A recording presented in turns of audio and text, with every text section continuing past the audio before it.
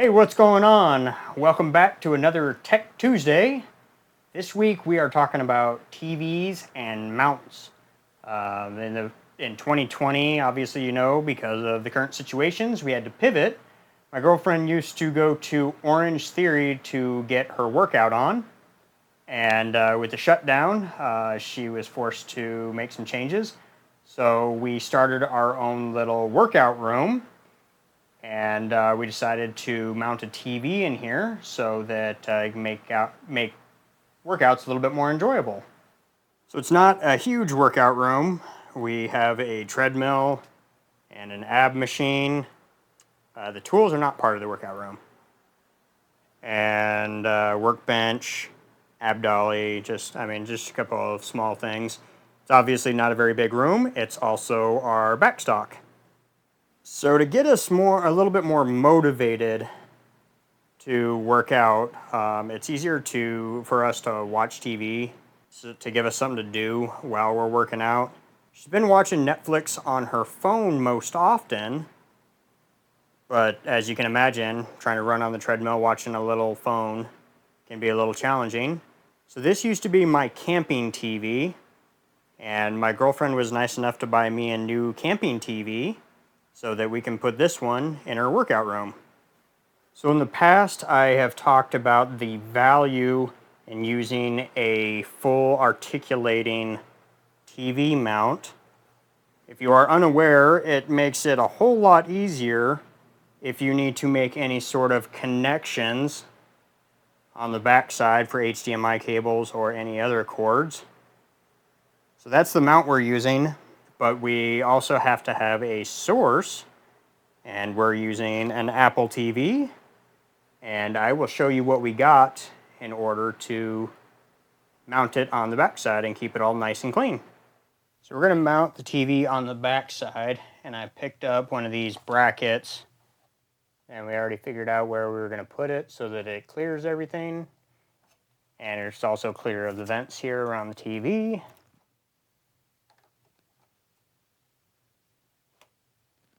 In the effort to keep things nice and tidy, we picked up this HDMI cable.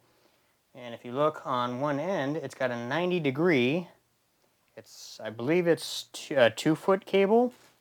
And this is what it looks like with the nice low-profile cable and the Apple TV mounted on the back side. Cable is nice and short, and it stays tucked in nice and close to the back side of the TV. So 2 of the bolts I'm able to put in studs, but the other ones I'm going to have to use some drywall anchors. And I wanted to show you this item right here, because when I was doing some help with my dad and one of his friends over at my dad's house, or my parents' house, they had never seen anything like this before. And a lot of you may have, but these anchors are super awesome. Like, they're really easy to use in drywall, and they're super strong. They do require a 1/2-inch hole to be drilled into the drywall, so it is a pretty decent sized hole. But you can see right there on the box how much weight that these hold. So the way that these work, this is what it looks like. So you got the metal T-bar right there, but then it's got these plastic ties. They're kind of like zip ties. And what you do is, these are separate. It's 2 pieces. So you can kind of pivot it to get the bar straight. You stick it through the hole, and then you take the plastic, and then you pull it tight, and then you take this tab right here and push it against the hole, and then break the plastic off, flush with the hole. So this will stay on the inside of the wall, then you'll put the bolt through the hole and be able to tighten it down.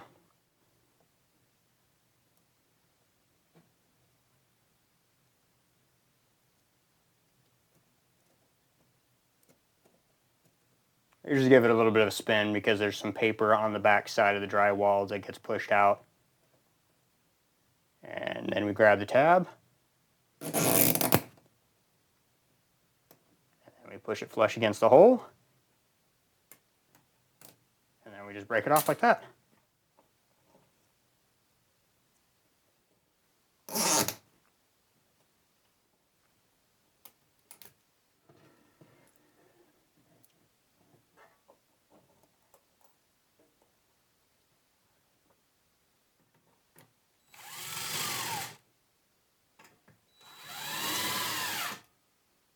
So now we got to run power up to where the TV is.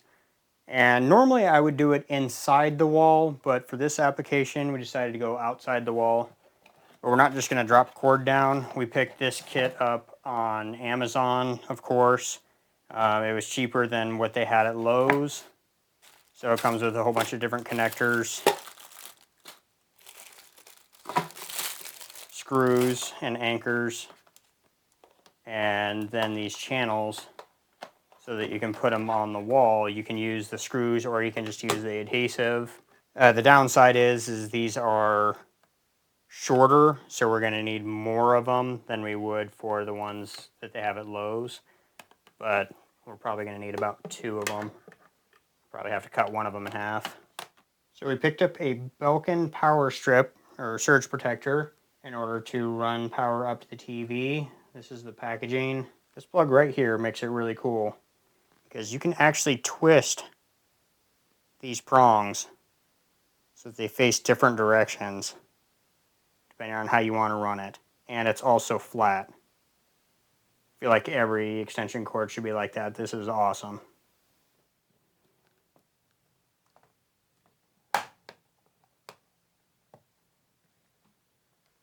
So we got the power strip attached to the TV mount. I just used some Velcro. It's adhesive Velcro. It's pretty strong. It does wobble, but when you actually yank on it, it doesn't want to come down. And then I just used the adhesive that came with these and stuck them to the wall. I did have to cut a smaller piece for this section right here. Supposedly it's paintable. And then I did a really small piece just for cord management to hold this cord up. So now I think we're ready to get the TV up there and manage the cords for the TV.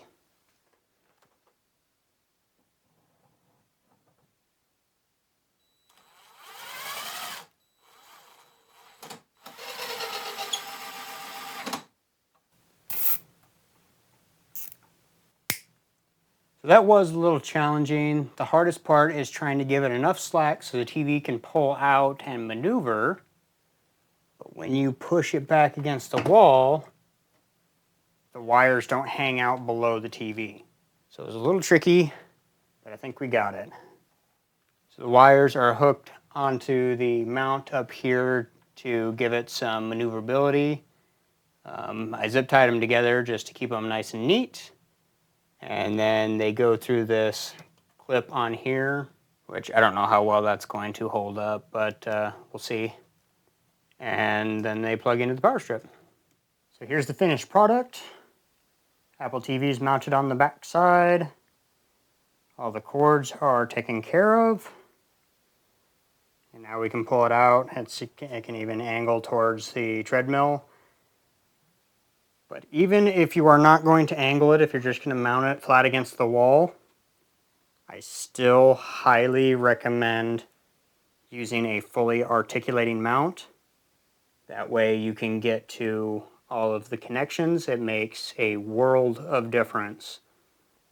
With this application, since this is a 32-inch, I probably could have gone with a single arm mount, but I don't feel like they're quite as sturdy. That's why I chose to go with a dual arm mount. I believe this mount is good for up to 55 or 65 inches. So it's a little overkill for this TV.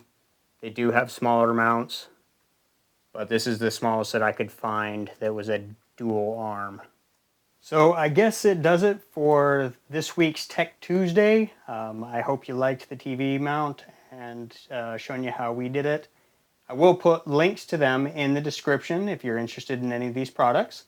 Thanks for watching. I will catch you on the next one.